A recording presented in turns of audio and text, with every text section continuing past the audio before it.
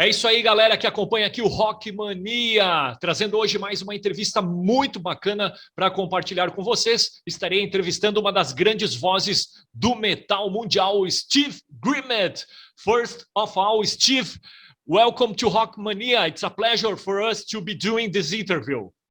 Yes, thank you. It's a pleasure to be on your show. Steve, you are about to come to Brazil. How are your expectations? Always high, because every time I've been, I've had a great time. You know, the fans are fantastic, and I love coming there. So I'm really looking forward to it. What have you prepared for them this time? It's a show of all the first three records, really. So there's probably stuff in there they may not have heard me play live before. Yeah, it's going to be a surprise for you.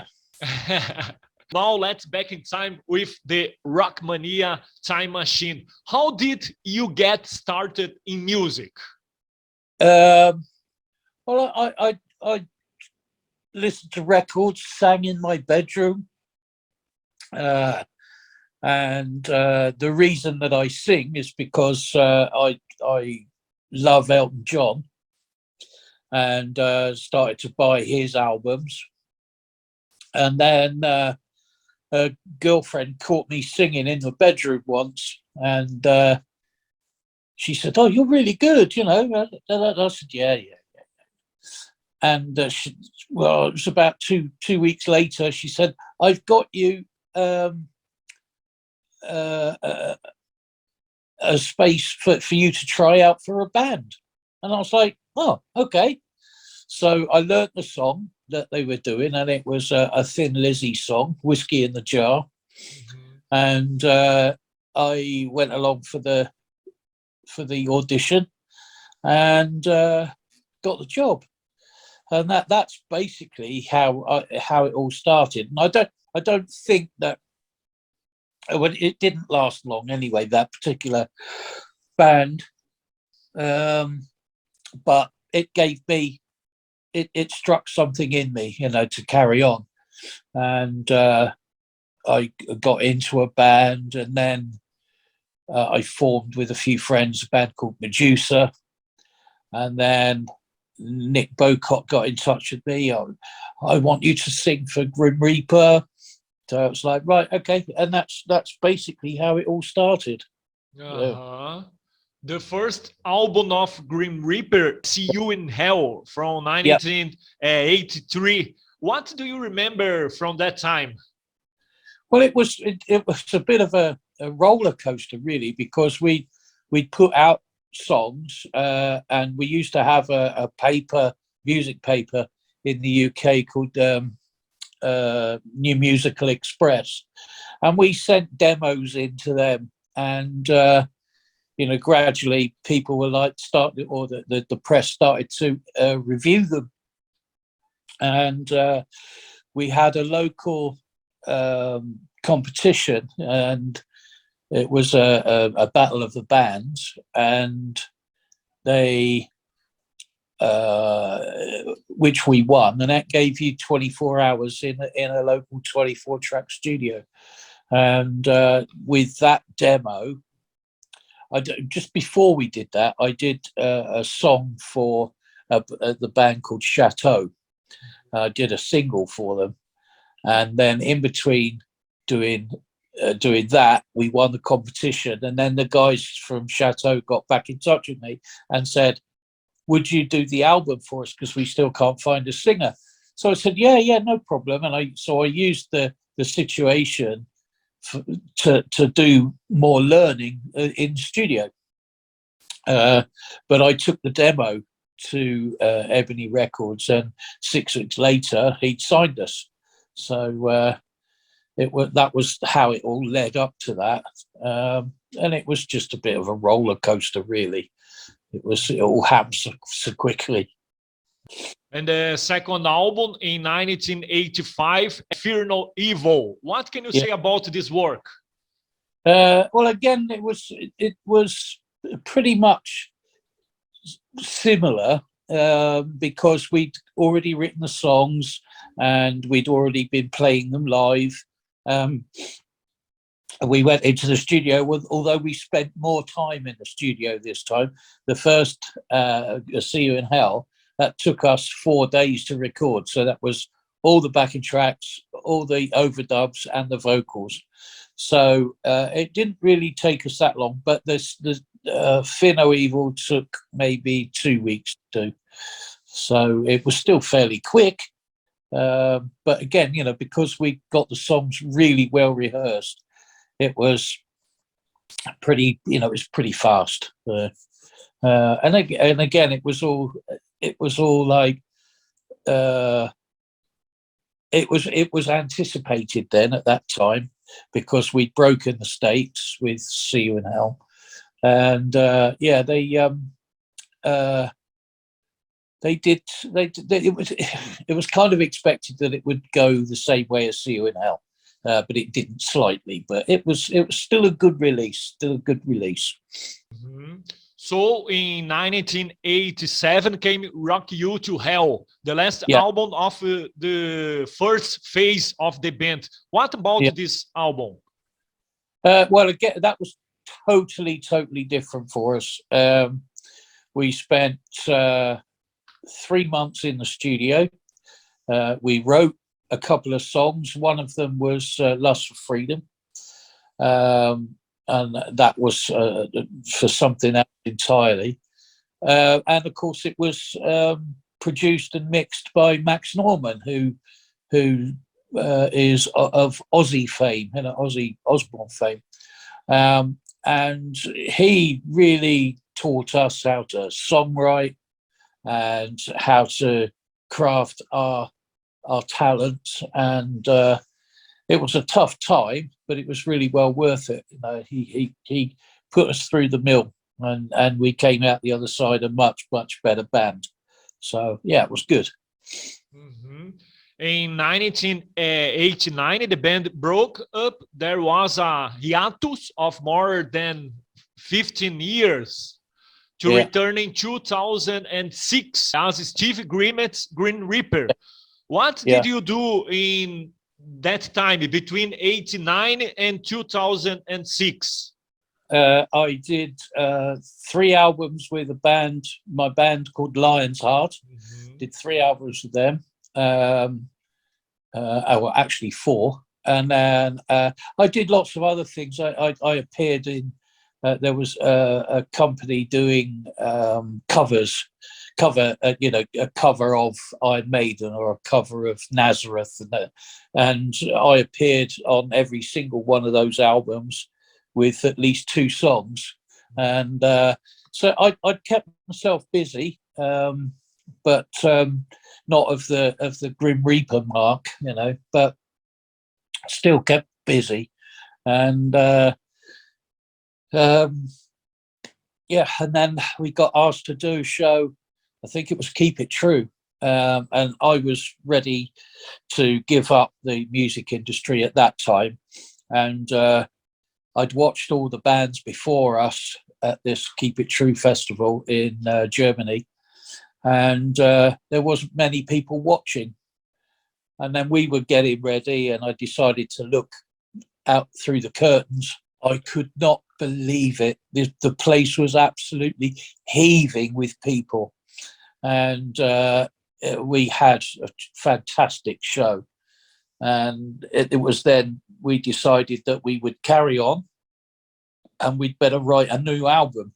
So that's what we did. Uh-huh. And since then, you know, the places that we've played, you know, back in the day with the original Grim Reaper, we only ever played the States and maybe a few shows in our own country, but with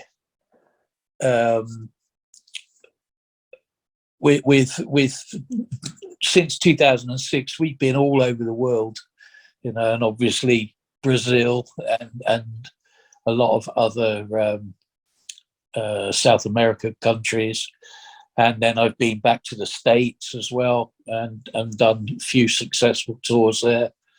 And then COVID hit, and it all came to a massive sudden halt. It was such a shame, really, but there you go.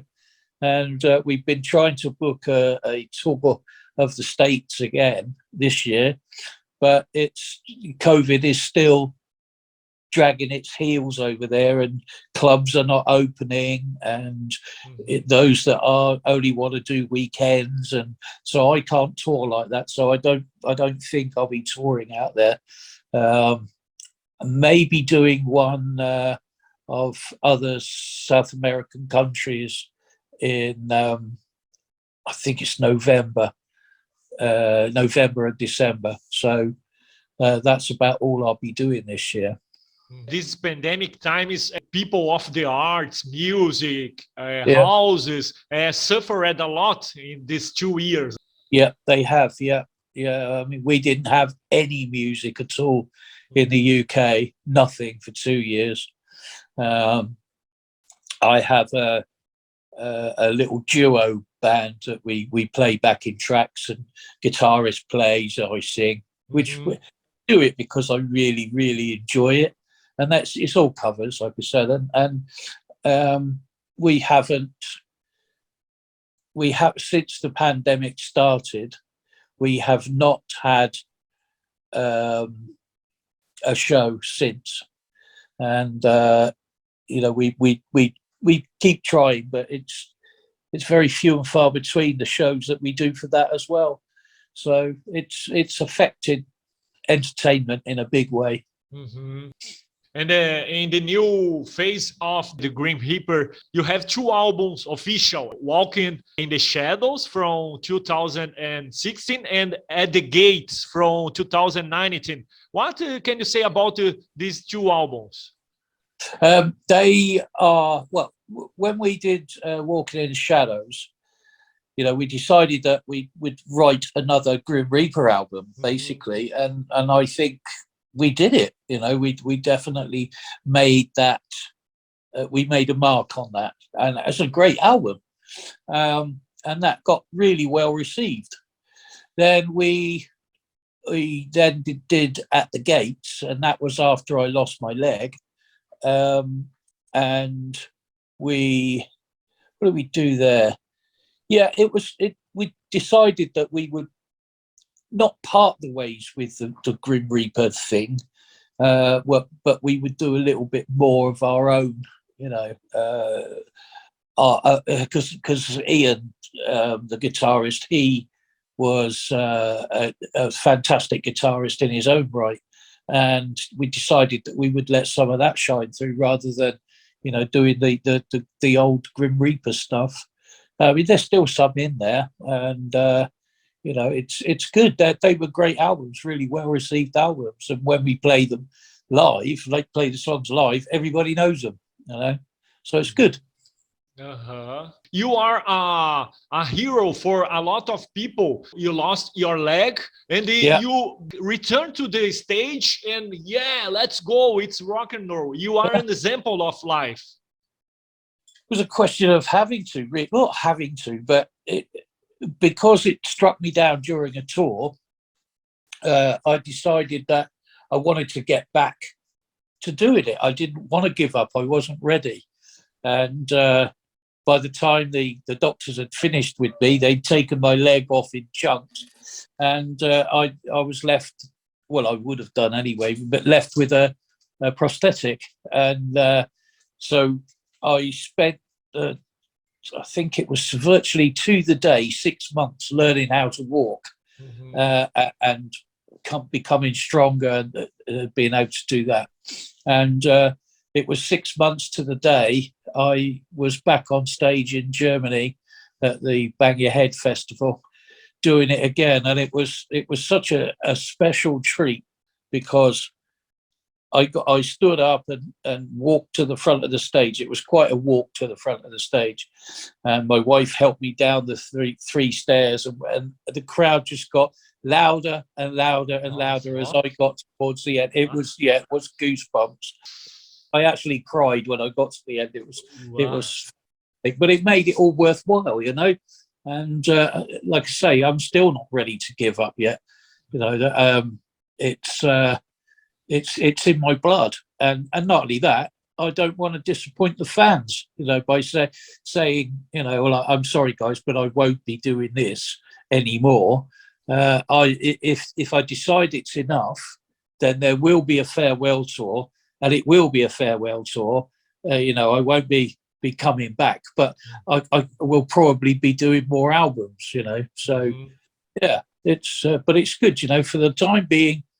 I'm up there doing it still. Yeah. Thank you for back to the stage. I can say it. No problem at all. It's because I wanted it. I did a lot of things whilst I was in, because I lost my leg in Ecuador, in Guayaquil, and I learned to drive with my left foot in the bed. I did a lot of things in bed, and I had half an hour a day internet, so I spent half of that every day going to. God, how'd you go? A dog. Yeah, so I spent half an hour talking to my family in rotation, and then the other time I spent looking for what I could do. You know, right, okay, prosthetic, I gotta get that sorted, then I can walk again and I can carry on to do what I wanted to do. And say learning to drive, I had to my car is converted to what they call a left foot flip. Yeah, so I could drive with my left foot.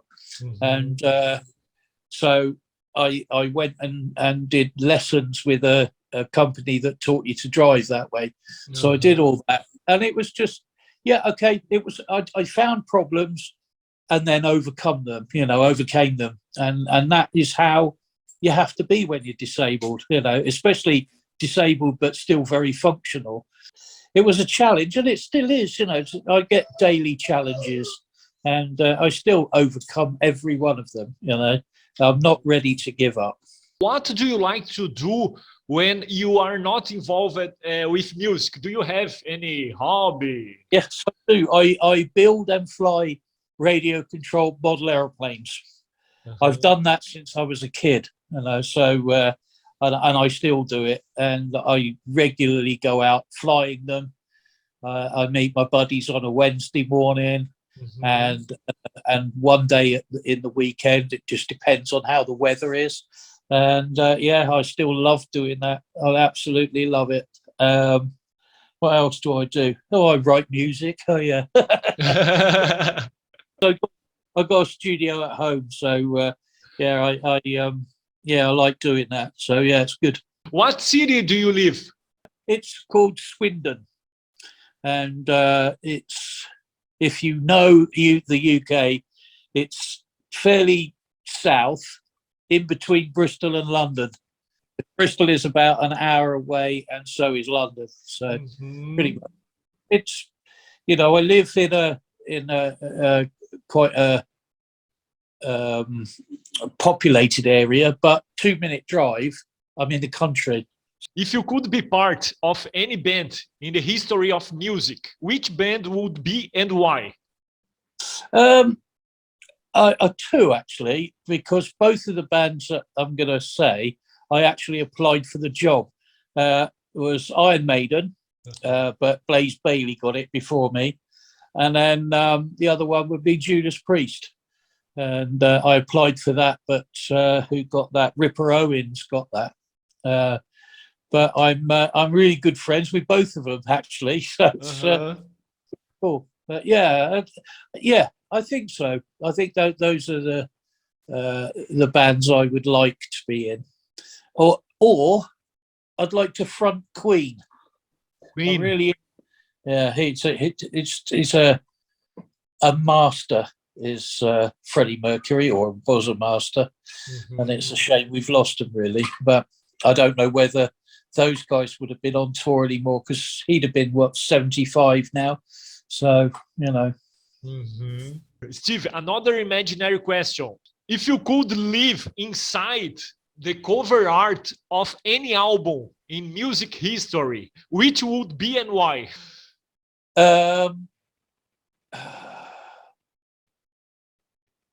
Captain Fantastic. That's an Elton John album, because it was like really futuristic cartoon type thing, you know. Well, that was pretty good. And if you could have any superpower, what would be and why? I'd like to be able to grow my leg back. But, you know, that's not going to happen.